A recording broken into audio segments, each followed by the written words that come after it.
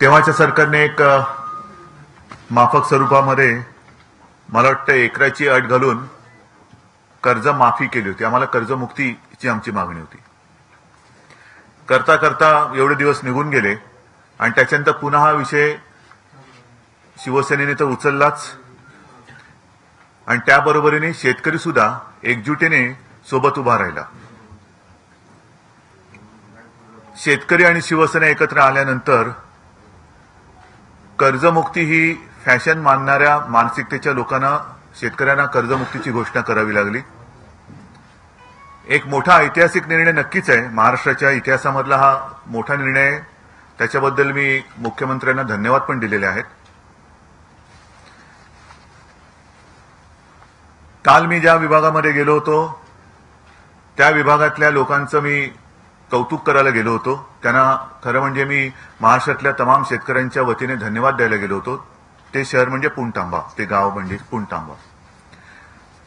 11 मेच्या दिवशी या विभागातले म्हणजे पुणतांबा, नाशिक आणि इतरही काही महाराष्ट्रातल्या विभागातले शेतकरी माझ्याकडे शिवसेना भवनला मला भेटायला आले होते. साहजिकच आहे, शेतकरी त्यावेळेला आणि आत्ताही त्रस्त आहेच.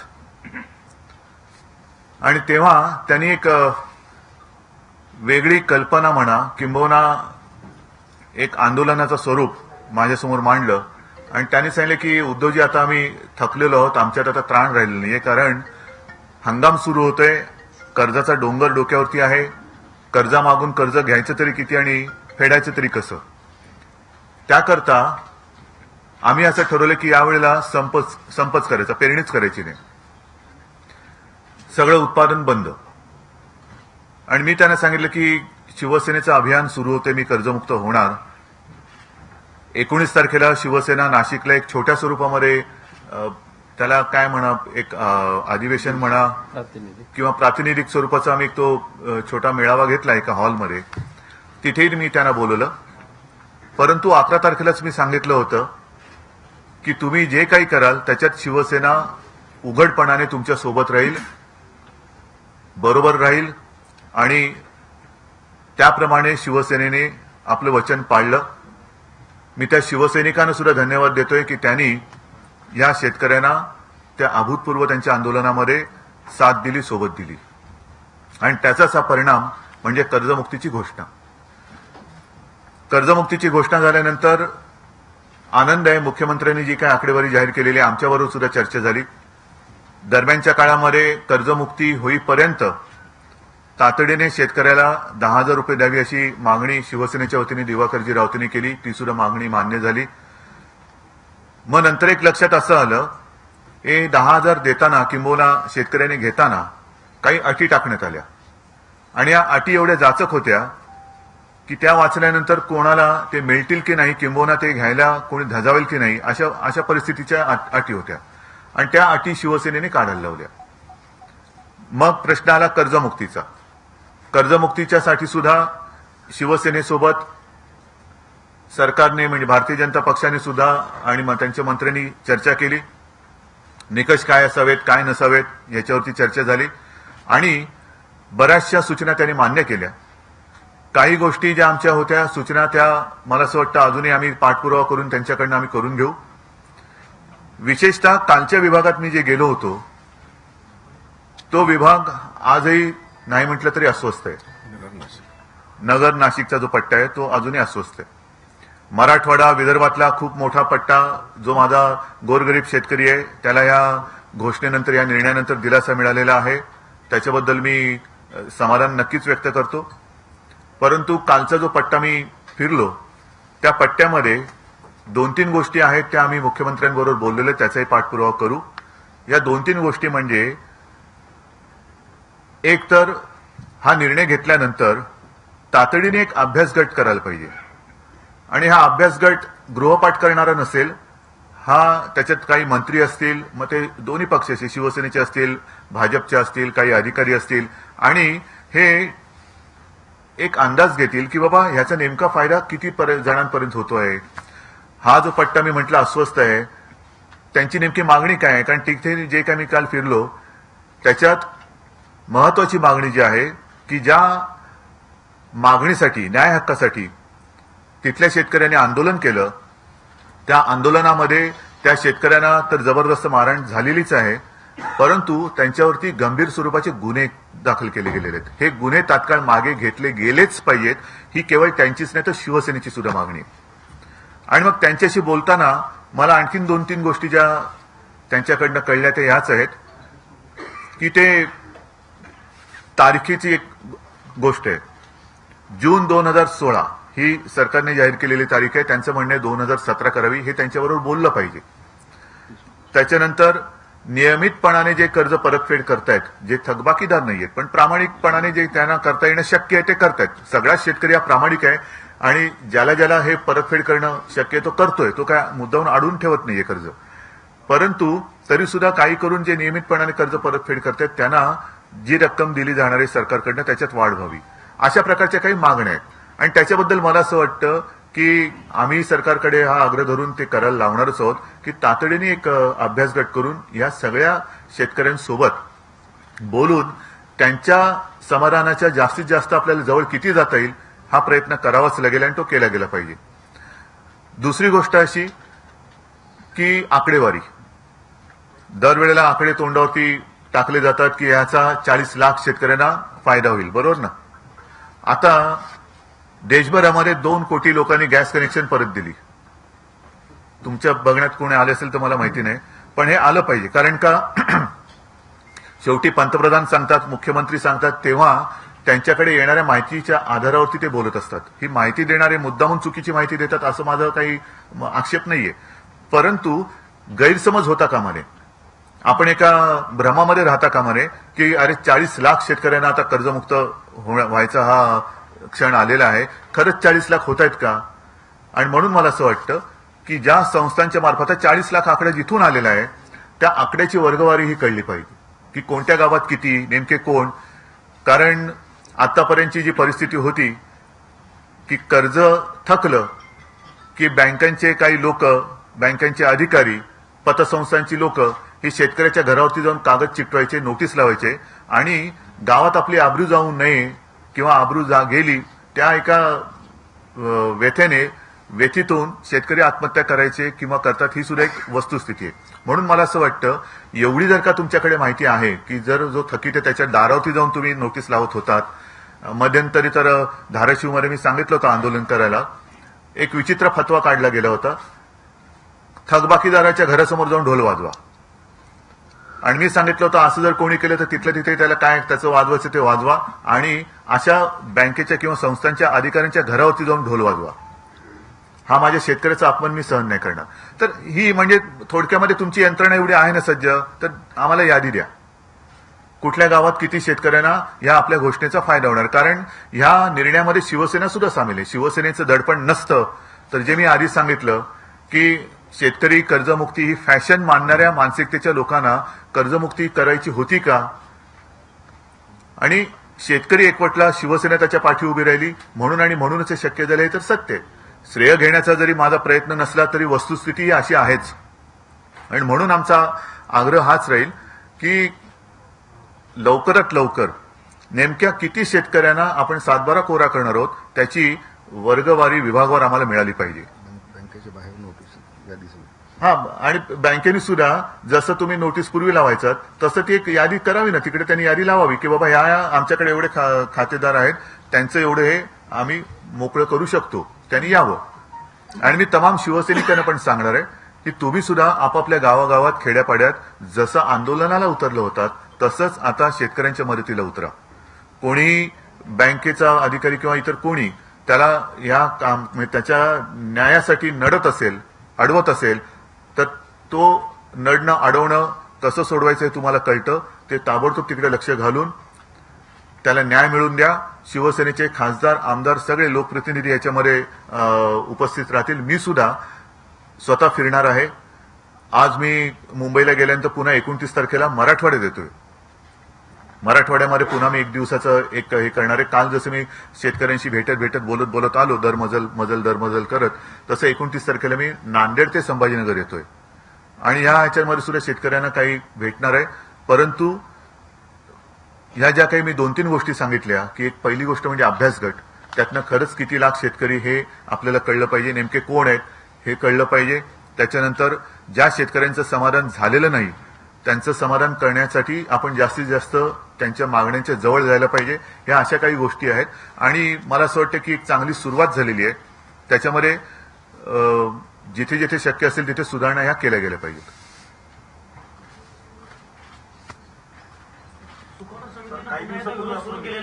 नाही, मला सुकाणू समिती आणि सरकार त्यांची चर्चा चालू आहे. मी शिवसेना म्हणून बोलतोय. मला असं वाटतं की जे मी बोललोय त्याच्यामध्ये सर्व सार आलं असावं. काही दिवसापूर्वी विधान होतं आपलं की राजीनामे देऊन सरकारला पाठिंबा देणार. आता कर्जमुक्तीची गोष्ट झाल्यानंतर नाही, माझं त्यावेळेचं तुम्ही काय होतं म्हणून मी तुम्हाला आज भेटायला बोलवलं. तेव्हा मध्यावधी घेऊ, मध्यावधी होऊ दे म्हणून मी म्हटलं होतं की तुम्हाला काय पाहिजे, अधिक मंत्रीपदं पाहिजेत ना, तर आत्ताच घ्या मंत्रीपदं. आमचे मंत्री सगळे बाहेर पडतील, तुम्ही घ्या मंत्रीपदं, पूर्ण सरकार चालवा, आम्ही पाठिंबा देतो बाहेरून, पण शेतकऱ्यांना कर्जमुक्त करा. पण मला असं वाटतं आता राजकारणापेक्षा ह्या निर्णयाची अंमलबजावणी काटेकोरपणाने करून घेणं हे आपल्या सगळ्यांचं कर्तव्य आहे. तुमची मूळ मागणी कर्जमुक्ती होती, पण हे सरकार 3 टप्प्यात आता निर्णय घेतलेला आहे. पहिला 2 जून पासून. तर प्रत्येक वेळेस तुम्ही समाधानी नाही. नाही, असं नाही. स्वरूपी एक ठोस एक मिनिट. या भूमिकेवर कधी येणार तुम्ही? एक मिनिट, हेच तुम्हाला सांगतो. म्हणून काय होतं, आमच्या चर्चेत तुम्ही नसता आणि मग तुमच्या अंदाजाने तुम्ही बातम्या देता. समाधानी नाही हे काल मी केव्हा बोललेलो आहे, जेव्हा कालच्या पट्ट्यात तुम्ही जा, मुद्दामून जा. तो पट्टा आजही अस्वस्थ आहे, अशांत आहे. म्हणजे तिकडे बेचैनी आहेच. कारण मी जे पिंपळगाव आणि तो कुठलं बाजूचं गाव तिथे गेलो होतो, तिथे आंदोलन करताना एक शेतकरी हार्ट अटॅकने गेला. पिंपळगाव जलसा. आणि दुर्दैव असं की ज्या गावाने आंदोलनात पुढाकार घेतला, नेतृत्व केलं, त्यांच्याच पदरात काय पडलेलं नाही. ही वस्तुस्थिती आहे. आणि म्हणून मला असं वाटतं की ताबडतोबीने एक अभ्यासगट नेमला जायला पाहिजे आणि त्याच्यामध्ये सुद्धा त्यांच्या मागण्या नेमक्या काय आहेत आणि त्यांचं समाधान करण्याच्या किती आपण जवळ जाऊ शकतो हा एक अंदाज घेऊन ते केलं गेलं पाहिजे. मी समाधानी असणं नसण्यापेक्षा ज्यांच्यासाठी आपण हा निर्णय घेतला ते समाधानी आहेत का ते बघायला पाहिजे.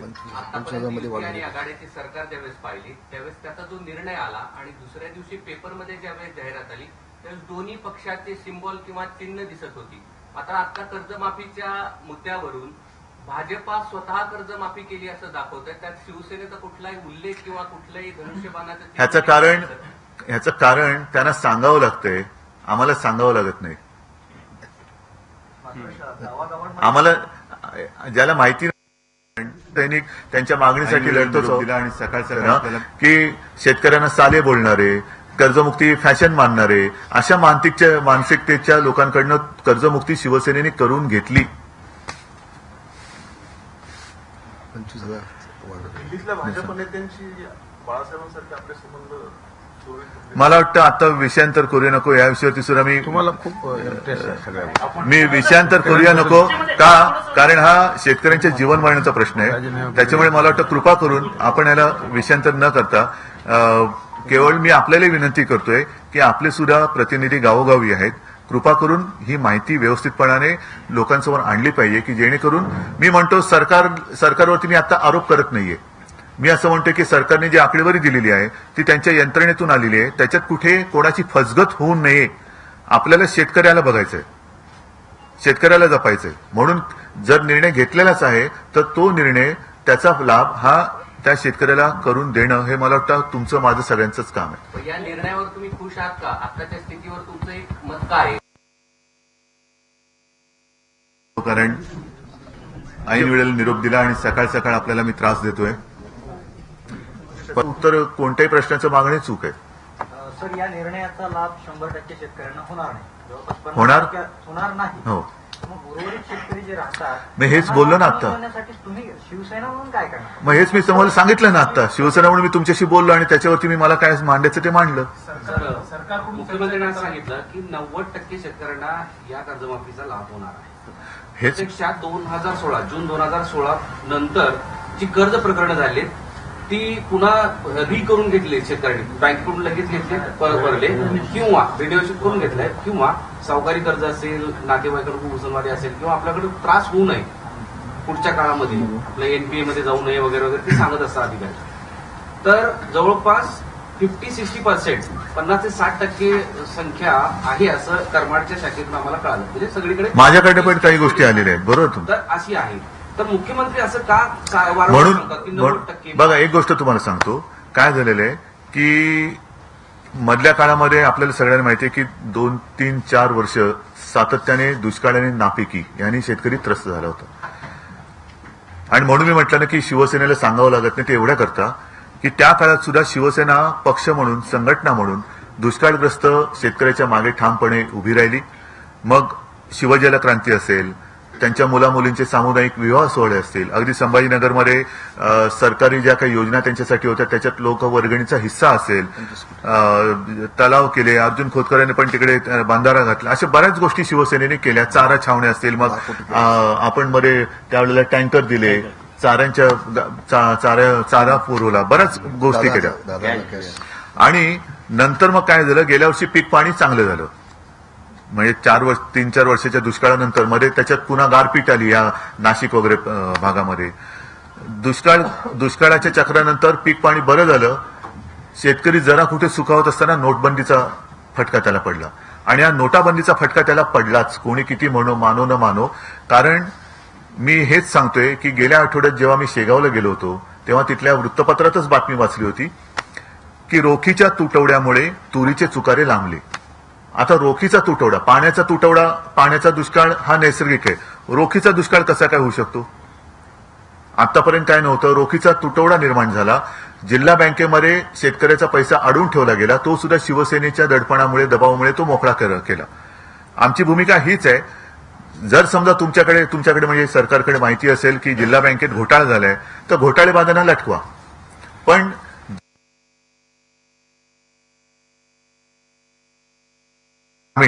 ती बसलेली होती किंवा बसलेली आहे. आजही अनेक गावामध्ये, खेड्यांमध्ये मोठ्या राष्ट्रीयकृत बँकांच्या शाखा नाहीत, हे सत्य. मग तुम्ही ही सगळी यंत्रणा राबवणार कशी? ती राबवण्यासाठी ज्याची गरज आहे तीच तुम्ही टाळी मारून ठेवली. आणि आता नोव्हेंबर ते जून हा पैसा तुम्ही अडवून ठेवला, सडून ठेवला. इतक्या महिन्याच्या व्याजाचं जबाबदारी कोण घेणार? याचं व्याज आलं पाहिजे, कारण आता तुम्ही तो स्वीकारावाच लागणार. पैसा कदाचित त्यांच्या म्हणण्याप्रमाणे चोरीचा असेल, पण खोटा नव्हता. आणि महत्वाचा मुद्दा म्हणजे ज्या शेतकऱ्यांकडनं तुम्ही तो पैसा त्याच्यात जमा करून घेतला, त्या शेतकऱ्यांना आयकर नाहीये. मग त्याला पैसा तो काळा की पांढरा कसा करणार तुम्ही? हा, त्याचा दुरुपयोग कोण करत असेल तर ते तुम्ही शोधा. आता घोषणा झालेली आहे 1.5 लाखापर्यंत कर्जमाफीची. मात्र शिवसेनेने पुढाकार घेऊन शेतकऱ्याला 10,000 रुपयाची मदतीची देखील घोषणा केली होती.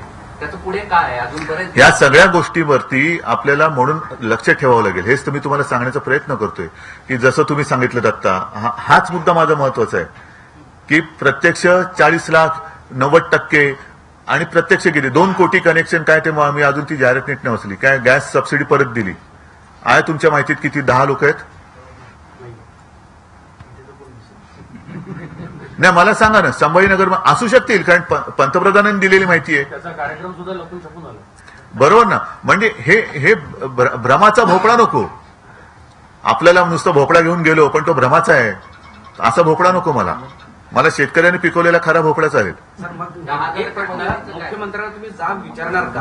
आमचं रोजचं चालूच आहे. तुमचा 90चा आकडा अरे दाखवा. हो बाबा, 1 मिनिट, तेच तुम्ही सांगतोय. पण तो 90चा आकडा दाखवताना आपली सुद्धा एक, माझं म्हणणं की काम करण्याची एक अशी असली पाहिजे की गावागावात जसं तुमच्याकडे माहिती आली तशीच आणखीन 10 ठिकाणावरून माहिती घेतली पाहिजे. आपलं एक स्वतंत्र माहिती असणारी यंत्रणा असली पाहिजे. आणि मग द्या बाबा, ती दिल्यानंतर आपण टॅली करू शकतो ना. नाहीतर त्यांनी पुन्हा दिली, घ्या, तुम्ही जाताय चेक करायला. असं नाही होतं का म्हणा? 6 जून पर्यंतचा मराठवाडा आकडा आहे की 1300 कोटी रुपयाचं कर्ज वाटप झालेलं आहे. म्हणजे जवळपास 9,000 कोटीचं जे क्रॉप लोनचं वाटप आहे मराठवाड्याचं टार्गेटचं, त्यापैकी 1300 कोटी म्हणजे जवळपास 15% वाटप झालेले. ते 15% शेतकरी आता त्या कर्जमाफीला मुकलेले नाही. आता म्हणून ह्या सगळ्या मी तुम्हाला म्हणतोय ना की ह्याच्यात कोणाची फसगत होता कामा नये. ह्याच्यासाठी मी पुन्हा सांगतोय, एक अभ्यास गट काही लोकांचा करावाच लागेल. आणि तो अभ्यास गट एका विषयासाठी नाही, या संपूर्ण विषयाला जे जे काही बारकावे आहेत, आणि ह्याच्यातनं कोणी पळ काढता कामा नये. म्हणजे नुसतं भ्रम केला, 40 लाख शेतकऱ्यांना आम्ही कर्जमुक्त केलं. मी पण ढोल पिटू शकतो ना, कारण माझाही दबाव आहे. मग तरी सुद्धा मी या खोलात का जातोय? आता मी नुसते हारतुरे घेऊन फिरू शकत असतो, पण तसं नाही. मला खरं पाहिजे. हारतुऱ्यांसाठी मी केलेलं नाहीये. मला वस्तुस्थिती पाहिजे. जर एवढ्या शेतकऱ्यांना लाभ मिळणार असेल तर एवढे शेतकरी मला दिसले पाहिजेत. हे त्या जिल्हा बँकेकडनं किंवा त्या ज्या संस्था आहेत जिथे जिथे काय करायचं तुम्ही ते टेक्निकल बघा सरकारने, पण मला कोणाला नेमकं तुम्ही लाभ दिलात त्याची यादी पाहिजे. तेव्हा शेतकरी आणि शिवसेना एकवटल्यामुळेच कर्जमुक्ती झाल्याचं उद्धव ठाकरेंनी म्हटलं. संवाद यात्रेचा उद्धव ठाकरेंचा आजचा दुसरा दिवस आहे. औरंगाबादमध्ये त्यांनी पत्रकार परिषद घेतली. यासोबतच जून 2016 ऐवजी जून 2017 पर्यंत कर्जमुक्ती द्यावी असं उद्धव ठाकरेंनी पत्रकार परिषदेतून मागणी केलेली आहे.